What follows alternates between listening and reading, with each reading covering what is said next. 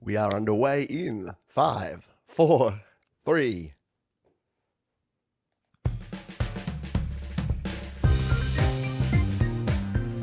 Yes, welcome to GarageBand Weekly here on Studio Live today for another week. This is our weekly dose of all things GarageBand, Apple, mobile recording, you name it, we'll be talking about it. But mostly it'll be about GarageBand. We are here live on YouTube and Facebook.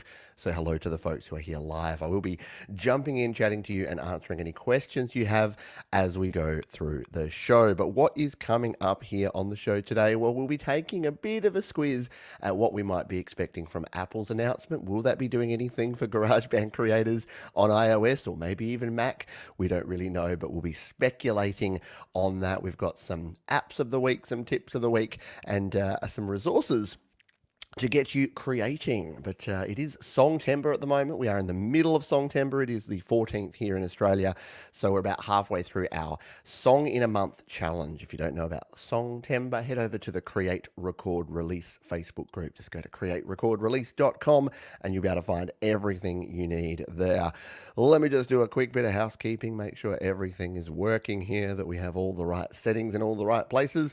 We do. Let's say a quick g'day to the folks who are here live. We've got 1000 watts, Jeff Brush, we've got Gino, Therese Langston, Reese is here, John Linner, Stu Cash, Tom Rochelle, hello to you, Sion is here, hello to you, Jade Star, g'day, Carolyn Smith, Metallion 58, a bunch of other stuff, Scott's here, a bunch of other folks who are here live, and if you do have questions as we go through about GarageBand, please put question in front of your comment, and I'll certainly try to circle around and find that. But like we do every week here on the show, we are going to jump in and talk not about clearing your throat. We're going to talk about news and notes from the last week. And look, there hasn't been. I mean, I know it's hard when you do a show about GarageBand. It's a pretty niche topic. There's not always going to specifically be GarageBand related news, but we do have a couple of things that have been getting the community all a chatter in the last week. The first one is around some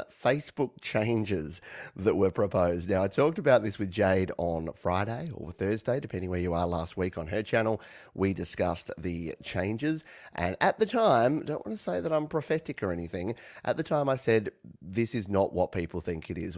People are jumping at shadows. This is not going to break down and stop people from playing cover songs or sharing their music on Facebook. This is a play by Facebook to catch up with the likes of YouTube and make sure that they have some decent copyright protection in place that very clearly says and points to the person who is actually uploading or streaming the content and says, you are the ones who own the responsibility for what you're streaming. Now, Facebook have come out since then and clarified exactly that. So the change is happening on October 1st to Facebook's video sharing and live sharing platform will not have a major impact on folks, especially if you're playing your own music. You will be 100% hunky-dory, and even if you're doing cover versions of other people's songs, you'll be fine.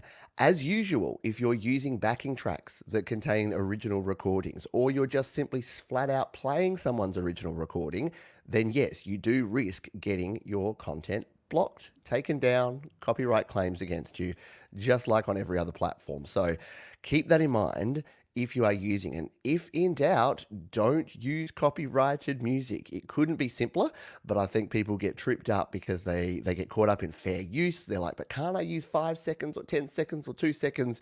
No, technically, you can't use anyone else's copyrighted content to just play music. There's things around that. If you want to dive into the fair use stuff, you can go away and do all your research. Things to do with satire, things to do with fair use, to do with commentary. And if you are adding significant value to something, then you can do it. But again, safest way, be original. Create, record, release your own music. Use that in your videos. You'll be good to go. But what do you think? Were you concerned by this? Are you still concerned? Do you think that these social media platforms are going to take away our ability to have fun? Well, it would be in their least best interest to do so, because they make their money from having users engaging with other users so that they can slap advertising on those things. You are the product. Remember, anytime you get something for free, you are the product. You're not paying, but you kind of are. Get it? All right, let's move on. The other news of the week, and the big news is that coming up in just 2 days' time now, we have an announcement from Apple. So Apple have announced that they're going to announce some things, but they haven't announced what they're going to announce, except they've sent it to a bunch of reporters to say, time flies. So clearly it's a new flying Apple Watch. They're combining an Apple Watch with a drone. So your Apple Watch is going to be able to fly to you. If you leave your watch somewhere else, it'll have a little built-in button on your phone. You tap that, your watch flies back to whatever location you are with little built-in gyroscopes. Sorry, no, that is probably not going to be the case. But how cool would that be? Flying watches for the win. I'm just going to go and get flyingwatches.com. You'll see. I'll be right. No, what we're expecting to see is a Series 6 Apple Watch. Now, I'm not an Apple Watch user, wearer, provider.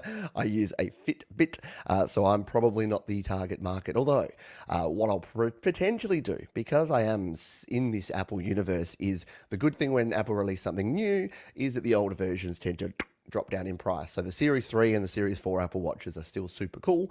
I don't need any of the new and fancy and schmancy features that they're announcing particularly. So yeah, it might be a good time to invest in that. The big news though for creators and for GarageBand creators is that we are expected to get a new iPad Air. The iPad Air 4. Fourth generation iPad Air is rumored to come out, and it's rumored to be a crossover between an iPad and an iPad Pro. So it's not going to have all of the Pro features, no LiDAR sensor apparently, not the Pro Motion that you get on the iPad Pro, because that's called Pro Motion because it's on the Pro.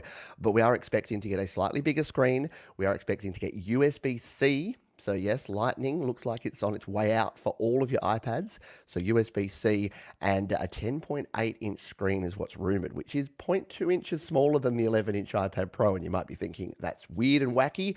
But again, the speculation is that that is because they're going to increase the bezel. So on your iPad Pro, I can't show you here, but you've got those rounded, the flat rounded corners, and you've got that fairly thin bezel on there. The rumor is so that it can use the same gear, the same 11-inch gear like keyboards, maybe even the Magic Keyboard and cases and the like. Then they're going to go with a design that has a 10.8-inch screen and therefore an 11-inch perimeter. So it's always interesting. It's always fun and speculative to talk about what may or may not be happening with these things. My money would be on the fact that it's Tim Cook gets up there and goes, oh boy, time flies, especially in these times. And then he talks about the Apple iWatch 6. And then he's like, now over to our head of engineering in the iOS. And then they go, yeah, now we've got an iPad 4. It does all the things the other one does, but a bit better. And then they'll have to bring some superlatives in there and say it's, what are the words? Oh, we'll have to work it out. I think Jade's doing a show, so I'm sure she'll have keyword bingo going on there. Beautiful. It's gorgeous. Gorgeous is the word. Look at this gorgeous 10.8-inch display on the new iPad Air 4. I reckon if you could probably put your money on that being an exact sentence. Anyway, enough bad accents and slightly, derogatory. I don't mean to offend anyone. I just like to have fun with this stuff. So as if that wasn't enough ranting, I do have a rant of the week in just a moment, but we'll see if we have any comments. I wish I had a flying Apple Watch. Yeah, don't we all? Don't you think that would be very, very cool? Every time you buy the latest product, there's a newer one right behind it. There is, but the good thing is that, you can usually means you can pick up the older products for a little bit cheaper. So Tom, but back on the Facebook stuff, Tom says, yeah, the rules had been there for a while, according to the article Jay posted. People just didn't know about it. Yeah, and that's the thing. I think that a lot of folks, a lot of the time, they don't read the terms of service, and then the main change was for this 1st of October thing was the paid events that Facebook are now pushing and promoting. So, and they just rehashed their old terms of service. So yeah, it's always been the case. You've never been allowed to use copyrighted music. It's just that now it's a little bit clearer and being positioned differently, or maybe even exactly the same. I don't know. I didn't actually read the original version. I just assumed that you can't use copyrighted music. It's weird. It's like, but you didn't say specifically and explicitly that we could. Yeah, no, you can't use copyrighted music. So Jade said the event is slotted for 2 hours, so there must be more to be announced. I would. I don't know. Those folks can talk a lot about it because yeah, they can talk about a lot about not much. So maybe there's some software changes. Maybe they got some iOS 14 date announcements.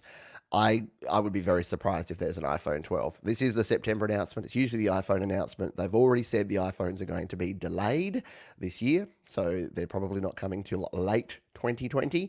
So I think that we'll probably get a second announcement in October for iPhones. But that's the fun part. We can all speculate. The only time we'll know is when we know. And Battalion's saying my 2018 iPad works just fine. Yeah, absolutely. I don't say any of this to say, quick, rush out and buy all the new gear. As I said before, I won't be buying the new Apple Watch. Definitely won't be buying a new iPad because I just bought my first new iPad in like 5 years, which is the iPad Pro. But it looks like it will be a good iPad for creators. USB-C means universal compatibility with everything, and then that nice screen and the ability to have the whatever they're going to put in there, probably the A13 processor in there. There's no A14s yet, are there? It's hard to keep up with the numbering system sometimes, isn't it? Alrighty, let's continue on. Well, let's have a quick rant, shall we? And I'm going to rant this week about GarageBand iOS because for some reason, I think because of Songtember, because a lot of people are producing a lot more music, I'm getting a lot more questions about some of the dodgy bugs that we have here in GarageBand at the moment. So here is my GarageBand. Here's my Songtember project. Now, the one thing that people are having more problems with than anything is still the exporting function. So I thought I'd show you again real quick. I've showed it here on a couple of shows recently, but for anyone who's missed it, there's a bug at the moment in GarageBand that means, but when you're exporting something and you want to save the WAV file to your file, so say I'm done with my Songtember project, I am far from done, but if I am done, I click it, I tap share, you get this familiar screen, yeah, I hit the song button there, and then I hit uncompressed WAV, so I'm going to hit share on that one, and then this is where people get tripped up. Don't come down here and try to save to files. I can't anyway. This is helping me out here because I'm on iCloud Drive. But if you're directly on iPad, there'll be a save to files option. It'll just save a weird ghost file. So what you want to do is you want to hit open in first.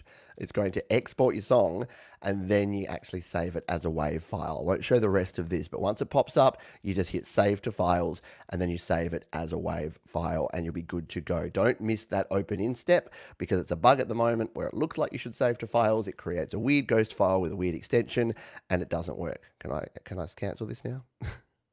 Apple doesn't want me to cancel. Watch me break things. I'll do this, and then it'll completely break. Well, bye bye, GarageBand. It'll be like, you've corrupted your project file. That's right. This is why we have backups. The other bugs that we're having at the moment, and I've talked about these recently, are your background playback. I think I talked about it last week or in a recent one, and that is where you come in here, you go to advanced, and you go run in background. Some iPhones and some iPads, it will not work. So you'll come in here, you'll hit record, you'll switch over to go to like your Notes app or something else, and then it's not going to actually work. So that is another thing to keep in mind there to make sure, well, there's nothing you can do to make sure of anything. But if you are having that issue, you might just need to, say, use your iPhone with your notes if you're recording lyrics or if you've got your chord progressions or something else there. So that's something else to keep in mind. Now, did I have one more? Oh, yeah. I'm getting a lot of questions also at the moment about uploading. So I'll just come over here and open a browser window just to make sure I don't have anything in my browser already that is not able to be viewed. No, we're all good there. So you may be aware that Distrokid in particular is the distributor that I use. Oh, I don't have my keyboard here. So if we go to distrokid.com, and bring it on up. Is it going to log me in? I'm not even logged in. I'll just talk to it rather than actually show it. But if you're here in your mobile browser, there's actually no way to upload your WAV files. It seems to work. It lets you do everything if you're releasing music, but then when you get to the end, it says, no, this didn't work. And you'll know it didn't work because instead of doing a nice slow upload progress bar, it'll go done. But then it'll instantly say problem. Now, I have tried this. The first sort of thing you might think is, can you come in here and do request desktop site and then go to the desktop site? Well, you can. I have tried it. It didn't work when I tried it last time. I am going to try it again in the next couple of days just to help folks out for Songtember. But for right now, it doesn't seem to work. And it's a bit weird because, Distrokid have got like a mobile phone right here. So they're saying, yeah, we like mobile, but yeah, it doesn't seem to work. Jade has mentioned apps like iCab Mobile and other browsers that may work. I've also tried them, and my experience has not been good. So it hasn't worked for me there. You can use distributors like Amuse, who do have a mobile platform, and the Distrokid have actually come out and said, they had a tweet about a week ago saying they have mobile apps on the way for slaps.com and also for Distrokid to release music. The weird thing is, though, that if you do this on slaps.com, which is their social media platform for Distrokid, and you request a desktop site and you upload, it works perfectly. In fact, I'm about to do a video on that in the next, probably today, in fact, to show you how we can upload using mobile to slaps.com, but alas, not to Distrokid. So go figure on that one. Yeah, keep those in mind if you have the issue like those, and hopefully that will help you out. Hello to Gino, says a new Mac would be awesome. Kind of pricey though. Look, I didn't even talk Macs, and I'm sorry to our Mac friends.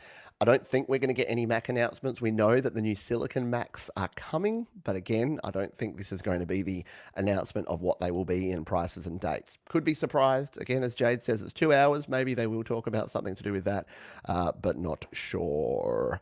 So Sion says, I'm still hyped about the iPhone 6s Plus and the iPhone SE. I think they're the best iPhone ever. I've got a 6s Plus sitting right here. Like I still rock the 6s Plus. It is still the best mix with your headphone jack and with a decent processor. It still crushes your GarageBand. So I do agree with that for sure. Right you go. A few folks have said the stream may be a bit glitchy. I apologize if that's the case. It all looks good at my end, but yes, if you are seeing glitches, my apologies. If you do have questions about GarageBand, please throw those here in the chat. I think I saw a question. If you put question in front of it, it makes it easier to see the question. Let's grab this one from Scott. Scott says, did anyone know if you can start a project on GarageBand iMac and continue it on iPhone 11? If possible, can someone let me know? I'm new to GarageBand, so I don't really have a clue. Unfortunately not. So what you can do with GarageBand is you can go from mobile to Mac, but as soon as you open it on a Mac and save it as a Mac formatted project, it can't be opened in iOS. It's a bit of a bugger, but it's the way it is because the Mac version is different. It does save files differently. What you would need to do is export them individually as individual WAV files and then import them back into a GarageBand iOS project. I know it's a pain in the ass, but that is the case. That is what we have to deal with. Righty dokie. And John says, you've got me addicted to slaps. I spent hours on it listening to music today. I know, it is super addictive, but it's really cool. I'm looking forward to it. I've got some admin to do today. So what I'm going to do, I've got my 2 monitors here. I'm going to stick slaps up there and just let it play and just listen into tunes. And whenever something cool comes up, I'll like it and fire it and put some comments. If you don't know what I'm talking about, I did a video recently about Distrokid's new social media platform called slaps.com. And it is super cool. It's so simple. You upload your songs, people listen to them, they give you feedback, and then you can listen to other people's songs and give them feedback. But the thing is, there's a ratio. There's the the CTR, the comment to track ratio. So you need to maintain a CTR of 5, which means that for every one song you put out there, you need to comment on 5 people's songs. And I think that's just a simple but super effective way to go. I mean, yes, it does lead to people just putting fire, and they'll just go in and just write fire in the 4-second mark of each song just so that they can put theirs out there. But it's cool because when I see people making sort of intelligent comments on my music, it makes me go and check out their music. If someone just says fire, I'm like, yeah, thanks, dude. But if someone says, oh, I like the way you did this and this and this, I'm like, oh, that's cool. And then I'll do the same on other people's tracks. Anyway, it's very cool. Slaps.com. Jade has dropped the video down there. Speaking of videos dropping, Jade, make sure that you let us know, because I know you sent me something that you're doing a show today. So please drop a link to the show you're doing, because I'm pretty sure that was about vocal lessons, learning to sing, and some tips and experience you've had. So make sure you throw the link to that one to the folks here as well. All right, where are we at? The tip of the week. Let's jump back into GarageBand, shall we? So that we can take a look at the tip of the week. Now, I'm gonna combine two things here. I'm gonna give a tip of the week and a plugin of the week at the same time because I need to use the plugin to do the tip. And I did show this in a video I did on these three new plugins. There's three very cool new plugins: a reverb, a delay, and a filter that works-ish. There's a few issues with the filter. We'll talk about that in a minute. But this plugin is super cool and it works well. So what I'm going to do is I'm going to use, I'll use the guitar, in fact, to demo this because I like this guitar tone that I got here. This is just your regular brownstone guitar amp sim here in GarageBand. But in this track, it sounds like this.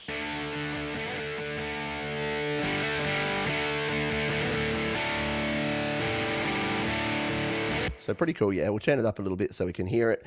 So the tip that I'm going to show you here is how to create your own effects track so that we're just controlling the effects on this one. Now, here's what we do. You've got your original track there. We need to duplicate it. So we're going to tap it. We're going to duplicate to get a second track here. Now, you could use the exact same method here on GarageBand Mac, by the way. Same thing, duplicate your track. What we then want to do is actually copy the audio because GarageBand only duplicates your track and all your track settings. So you'll notice here, it's got all the same settings here that we have on that one as that one. So we're set up here. What we need to do is copy all this audio. So we'll just tap out here, drag our box, tap on, and then hit the copy button. Now we need to bring our playhead to the right position, which it is, go to the right track, tap, and tap paste. And boom, there is all of our audio. We've got 2 copies of our audio. So you're thinking, so what, Pete? We've got 2 copies of our audio. Fan-bloody-tastic. But here's the thing. If we use a plugin that has a wet-dry knob or dial, then we can actually make this our guitar track and this one just our effects track for this guitar. Show you what I mean. So what we'll do, we'll jump in here to plugins and EQ. We'll leave the noise gate and the visual EQ on there, but we're going to hit edit and we're going to use this empty plugin slot here. We're going to grab audio unit extensions and we're going to scroll on down until we get to the VB01. This is this new free reverb plugin, which is very, very cool. So we put that one on there. We then jump into the plugin. Now, what I could do, say I just was using this track, just as the guitar track. What I could do is dial in this wet and dry. So I could say, all right, so I want 80% dry coming through and 20% wet. So it's going to give me 20% of this reverb signal. And if we play the guitar now.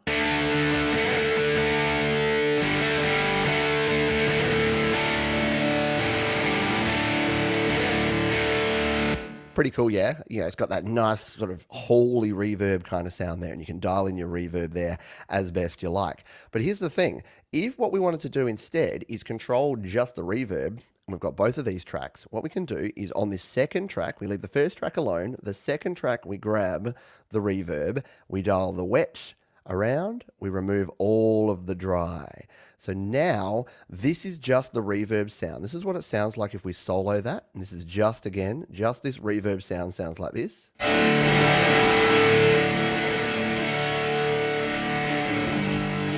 Now you probably want to dial down that wet because now that you've dialed it in there, that's just what you're hearing with reverb. So if we made this like 30%,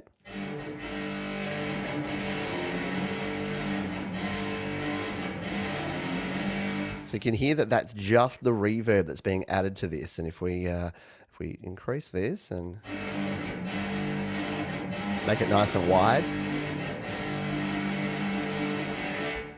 So there you go. Now what we can do is we can bring this back with this one, drop this down to 0, and then we can actually dial into taste. So we come back to our guitar, you'll hear just the original guitar, and as we dial this up, it's controlling just that reverb, because again, 100% wet means that it's not giving you any of that original dry guitar signal, it's just giving you the reverb. Let's try it now.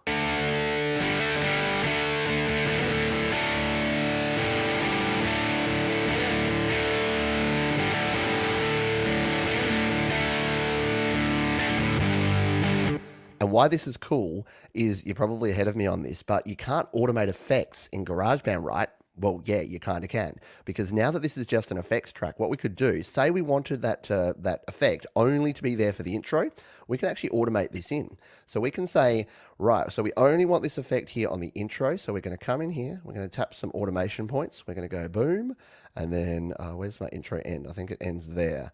So we go boom and boom, and then we turn that off. And then we bring that down and then take a listen to this. What we can actually do is if we play across this part, it's actually going to have the reverb on, and then it's going to turn the reverb off as we go into the next section. Let's take a listen.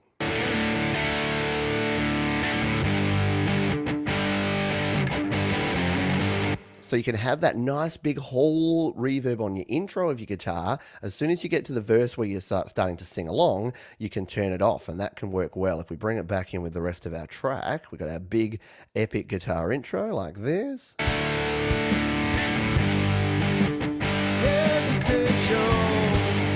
And then you can turn it off so you keep some space for your vocals and your other instruments to come on in there. So there you go. That's a twofer. That's our tip of the week and our plugin of the week. Tip of the week is using a second track as a reverb track so that you can control your reverb with automation and completely separately from your original track. And of course, we did it by checking out the cool new VB01 plugin, which is a very nice free reverb plugin for your GarageBand iOS. And again, you can use the same method on your Mac to do the same kind of thing. Hope you found that useful. Jade says that yes, here's her show. Her show is on how to app on iOS, and its first singing lesson I used to give my students when I coach vocals in 40 minutes. There you go. So if you are thinking about singing and singing lessons, and you want to know when Jade taught singing, what she did and how she taught, and what the first lesson was all about, there you go. You get a free first lesson with Jade, which will be very cool. Righty dokie. I've got a question here. Any other Q&A before we finish off? That would be very cool. And yes, Tom says on that, effectively simulating a reverb send. Cool. Yeah, exactly. So you do have to set up separately for each track. So because it's got the track audio in there, it's not just, you can't just sort of send a bunch of different tracks to the same reverb. So it doesn't work exactly like a send. But if you just want to do it on, say, your vocals and your guitar, you can set up your own reverb send. You can do the same with delay. You can do the same with filtering. Anything that has that wet dry, where you can turn the dry signal off and make it 100% wet, you can use this tip. So hopefully that works. And Scott says, great tip. I use the duplicate tracks for other purposes, but never in this way. Yeah, it's a cool thing to do. And tracks, not traps. Oh, come on, man. Make some trap beats. I hear trap music is what it's all about. Caroline Smith says, what are the most realistic settings to record acoustic guitar? Nice room, no compression. I'm a complete beginner. Yeah, so I would recommend... And I think you asked this question on another video, and I wasn't sure if you were asking about electric or acoustic. I simply use the nice room. So that's what I go with. And it actually sounds pretty good to dial into. So if we come, do I have an acoustic track handy? I reckon this is an acoustic track, this 1%. So if you can see here, yep, I've got the nice room dialed in here. So this is my acoustic sound, and this is what that sounds like. Volume up, yep.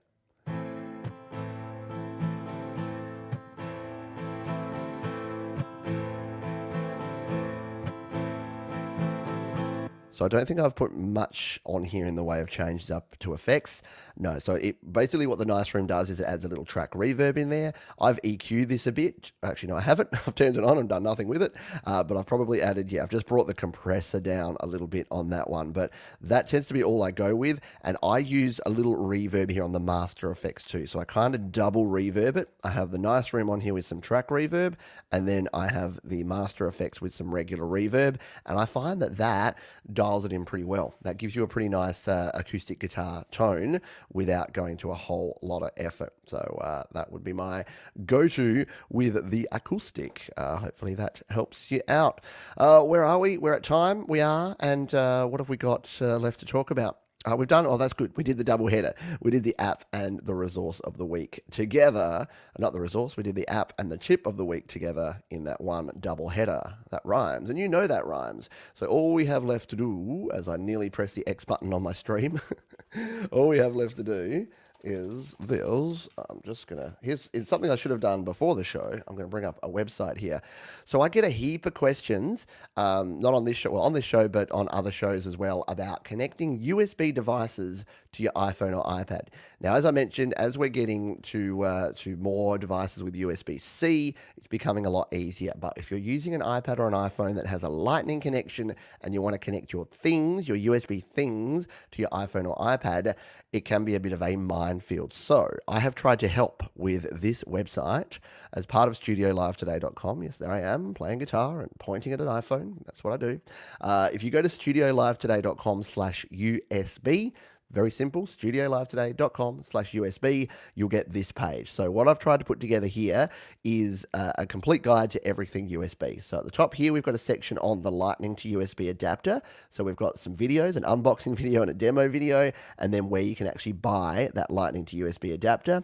I've got USB drives, so my complete guide to USB drives, how to copy photo, how to fix problems with them, and then where to buy the USB drives that I recommend. The same with USB audio interfaces, so how to connect them, what my recommendation is, and how to fix any problems you have, and where you can pick up my recommended USB audio interface, which is, you sing along with me, Steinberg UR22C. And then we've got the USB powered hub. So if you're having power related issues, the best hubs, my recommendation, and what if you want to use a hub battery powered, and then where you can pick those up. So it's very simple, but if you're just here and you're like, oh, I really want to know what to do, I need to know about how to connect my USB drives, you can come in here, click on that button. It takes you straight into the relevant video, or it should in a moment. There you go.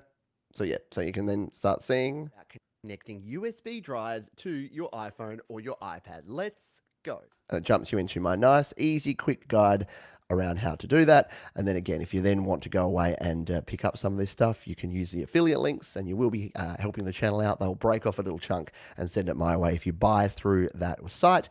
So here you go. You can spend the $39 that we all have had to do and buy the piece of plastic to connect your USB stuff to your Lightning-based iPhone or iPad. And please don't, if you don't take my advice, that's totally cool. But it can't. Then you're not allowed to email me afterwards and say, I bought the $20 Amazon version, not the $40 Apple version, and now my whole setup doesn't work. Because we've discussed this before. It probably won't. So go your hardest. But again, the amount of people that come at me and they're like, I just bought a brand new iPad Pro 2020. No, okay, that's a bad idea. A brand new iPhone 11 Pro, and then I tried to connect up my audio interface via USB and it didn't work.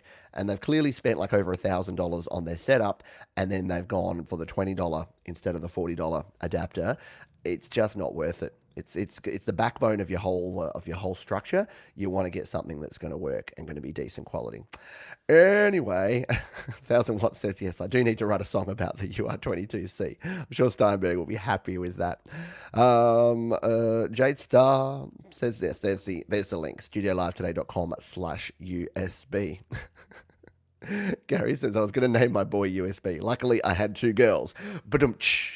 Gary rocking the dad jokes. Gary will be a special guest here on the channel. I did allude to it on a previous video, and I said, hey Gary, if you want to come on the channel, I really want to find out how you create. We will be doing a live interview later in the week, so do keep an eye on the channel for that one. We'll be getting that all set up, ready to rock and roll. So we'll be able to find out how Gary creates music in iOS, which is always cool to find out from other GarageBand creators. I always get a few tips and tricks that I've never tried that will help me with my creating. So looking forward to that one. Righty dokie, I got to run, but don't worry, there's more content this morning or this afternoon or this evening, wherever you are. Head over to Jade Star's channel now. Make sure that you're ready and rocking for her How To App series, kicking off again today. So thank you. That's me done for today. If you do have any other questions or comments, there is a comment section down below. You can head over to StudioLiveToday.com to find out all the ways that you can interact with me and the Studio Live Today community. Thanks for being here, folks. Keep creating. Be kind to yourself and to others. And I'll see you real soon. Bye.